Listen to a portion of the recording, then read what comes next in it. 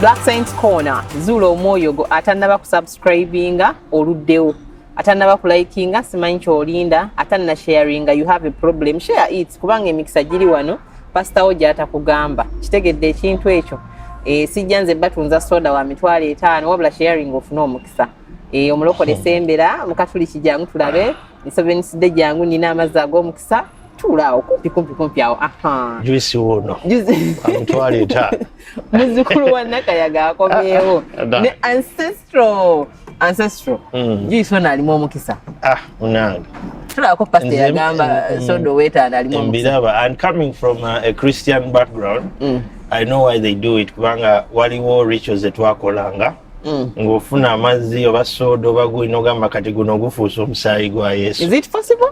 If you have faith, that's what they say. Faith. But if you look at it, all spiritual beliefs zibesinga kuki ku faith. Nti wenfuna kino ekyogo nenkigatta mugana amazzi gajja kunyambula ki eddogo n'ebisiraani. So zirinamu that faith based belief. So them that's what they believe.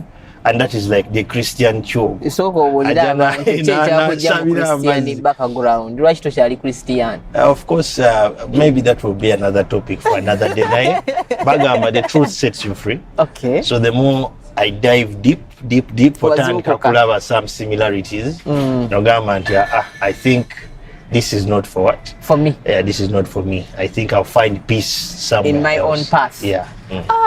I'm glad twakusikayo eyo nanga abambanyi ng'omukisa. Of course omukyere kankyagulya bahaji salamu alaikum naye ndi eno kakati leero ancestral nina a very interesting topic gyenzize gye njagala twogeremu tunyumirwemu. Topic eno egamba nti njagala kumanya ancestral roles n'enkolagana yaazo oba their connection with the living. Ancestral roles mantegeeza ebintu by'abajjajja oba emirimu ebintu ebikwatagana ne bajjajja baffe abedda abafu ancestors abaagenda enkolagana yaabwe naffe abaliwo abalamu binkwatirako wa lwaki mbayita bino bitukola ebyo ebyekyogo musima abajjajja baffe batuwonye abamu tulaba bya sitaani simanye embogobogo ebyo abamu tulaba pasita nga bayuza embogo ne bagamba abo bafu byakola ki. So now discussion yaffe leero bajjajjaffe bano bakwatagananira wa n'abalamu. Do we need them or a discussion?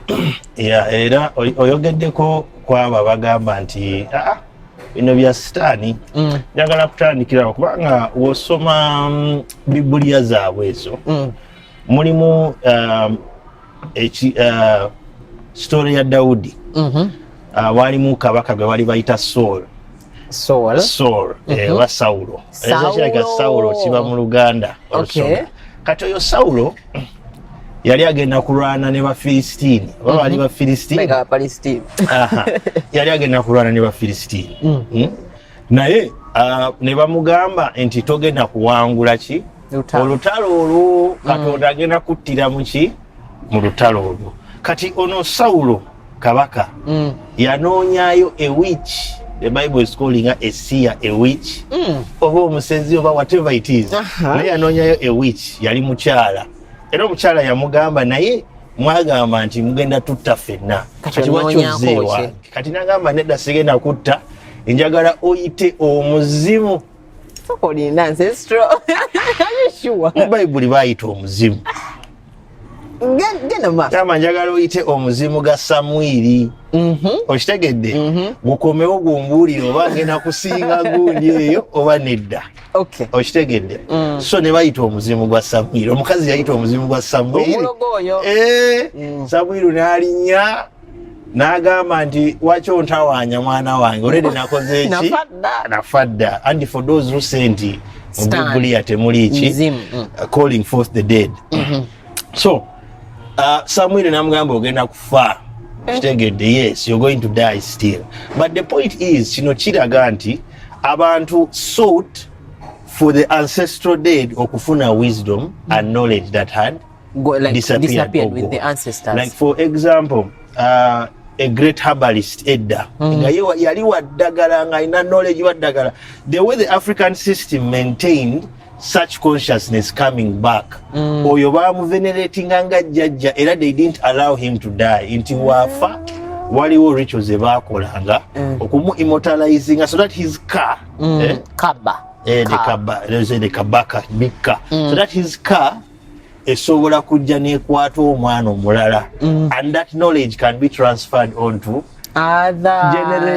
generation kubanga oyali great mind or medicine. Do you just want him to die like that? No, of course not. So twakolanga kya Samuel mu Bible Saulo ne Samuel nogenda nobuuza abaana nga balwala naye ono yali amanyi eddagala ly'enziku tusooke tuzuukuse jjajja oyo ajja tulage eddagala lya nziku lyaliki yalinga alikola so ne baddamu nga wulira mu story ya Samuel ne bamuzaama abazukulu naye nzize naye sinaba kutereera bulungi mukolewo kino muteeke kino ninja balaga ekyokukola ki wow so ekyokukola rituals zino oba okankyogere nti okusamira kuba entandikwa y'okusamira yava mu komya oba great minds oba bajjajja abali abaka the great minds naye kati buli kafara kavaayo buli nakyeyitirize n'avaayo buli kizimuzimu ekiri awo nekivaayo that were not actually great minds. Lwaki emizimu gino gyangu okujja lwaki great minds zirwawo kiki gino lwaki buno bwangu anti the great minds weetaaga a particular portal okuzichannelinga oba kye bayita vessel okuchannellinga egyo emyoyo okitegedde nti ono omwana bamuzaala kunaku gundi era omwana bamujja mu kika gundi kati weyegatta n'ono they created a particular vessel esobola okuzza ki amaanyi ago. That's why our ancestors batunula nnyo ku bloodlines nti ffe tetuwasa mu kika ekyo okitegedde ffe tetuwasa mu kika ekyo mugenda kuzza minds zetategeera kyogamba waliyo n'okwewasa oba okwagalana nga so the relationships zirimu bajjajja yes they were trying to bring back strains of those great minds ono bweyegattano nomukana akaseera bagenda kuzza jjajja omu omukadde so a soul comes back nga yamugaso erina obuyinza obwo obwedda kati abo ba rainmakers abakolanga enkuba ne baleeta n'elladu era betuzza nga bakiwanuka abaani okitegedde because they had the knowledge of how to make those things. So it even came so desperate to bring back those great minds that ng'omwana wabanga akyali mu lubuto already rituals zikolebwa zitandika so that this child addira mu nyoteri so they had to really make sure nti emisaayi gikola ki gikwatagana batandikira okukola zi rituals nga bagamba nti nedda ono yagenda okuzza obuyinza bwa gundi ne gundi nti obuyinza bwa kayizi oba obuyinza bwa kiwanuka bwabula ku kika naye ono omwana gwe tugenda okuzaala yagenda okukola ki okuzza obuyinza obwo. So it's bringing back great minds to reincarnate again nezitandika okukola ki okutuyamba. So we cannot say nti the ancestors kati they don't have any role they play kubanga jukira human consciousness evolves from what has been experienced. Your this kubanga ba ancestor ne ba ancestor both they experienced a lot ogamba nti aneda kati katukomewo nga we walk upright katukomewo nga tetulina buviiriviri katukomewo it's because of their experiences.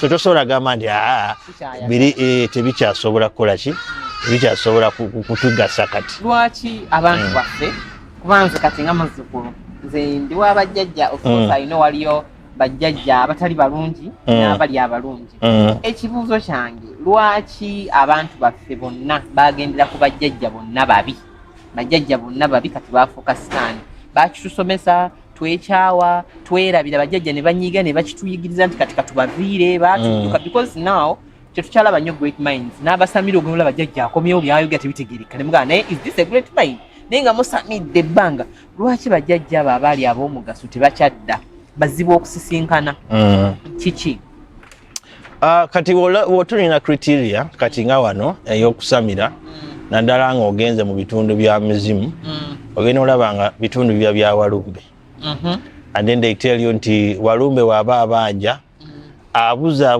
egyo emizimu kubanga yenanyini department ezo abakola ki so abuze gye emizimu gye muli kuyita nti nanyini nsonga envuzo zaali za nsonga ne basooka ne baleeta zino eza palapase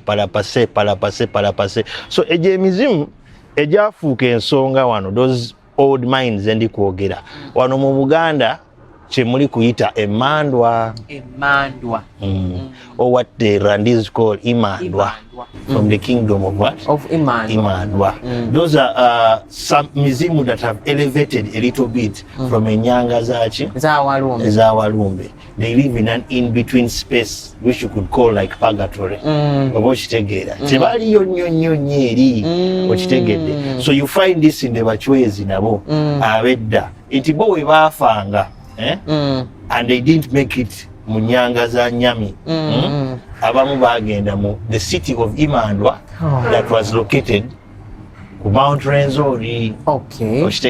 So there was a city of Imandwa there where they could call those spirits. They said into zo zalinga the great minds of the judges and the people. So bali balina criteria ezichecking eje emyoyo nti kituufu eno mandwa yagondi ntuufu kati criteria wane Buganda chikola is mukasa. That's why the name kukakasa omuzimu ne mandwa kituufu yaffe ya Buganda nekola ki kuba nakiyitirize awo ne bakiyingiza mu kyerufu eri ewaffe ku lusozi Inamwiru like that. So ogenda olaba buli akakasa yayingiza zino emmandwa entuufu ezirina okubeera mu ki ezirina okubeera mu kika.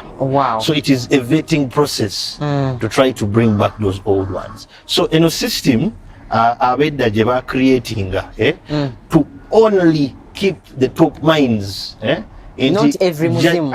Inti judge ono ya living a 90 years. Alina libraries of everything. We need that mind. That mind bajiwanga, but usually mu kitundu kya muwanga okitegedde. So those who think kati mu buzaale kyeyawula nnyo nti Muwanga is just a single entity, because that's what it looks like in Buzaale.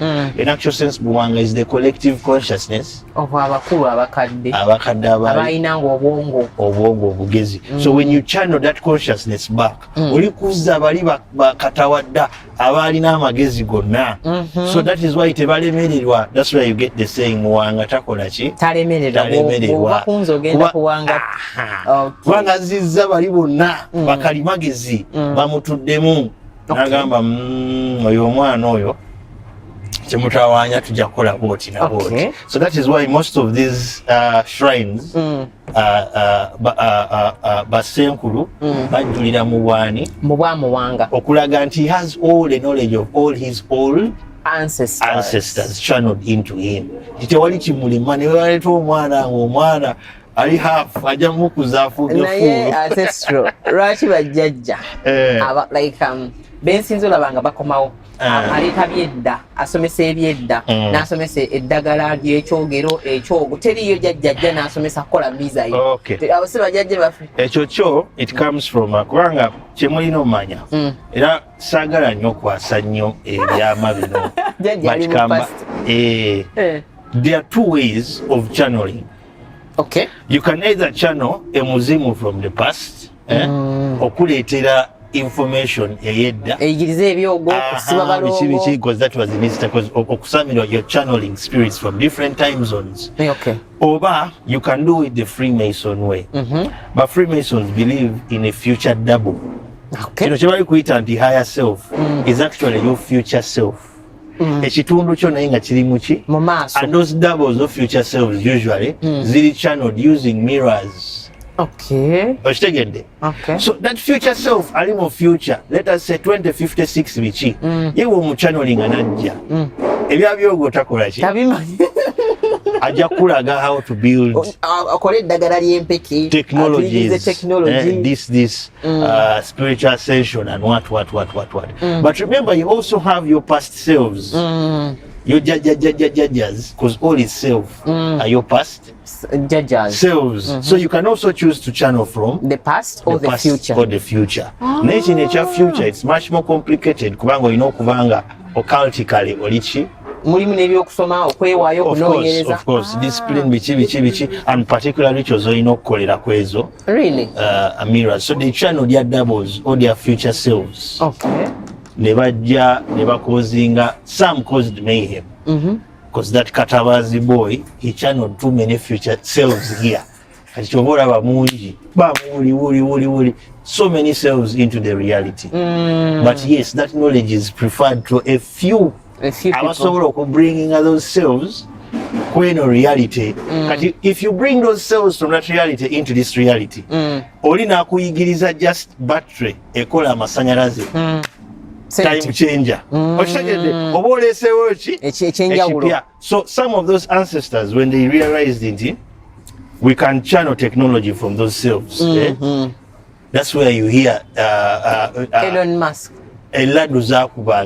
Someone is producing electricity because it's just a stick from his hand. Okay. So you are producing electricity using that advanced technology. Oba omuliro. Yafuuka katonda yachi.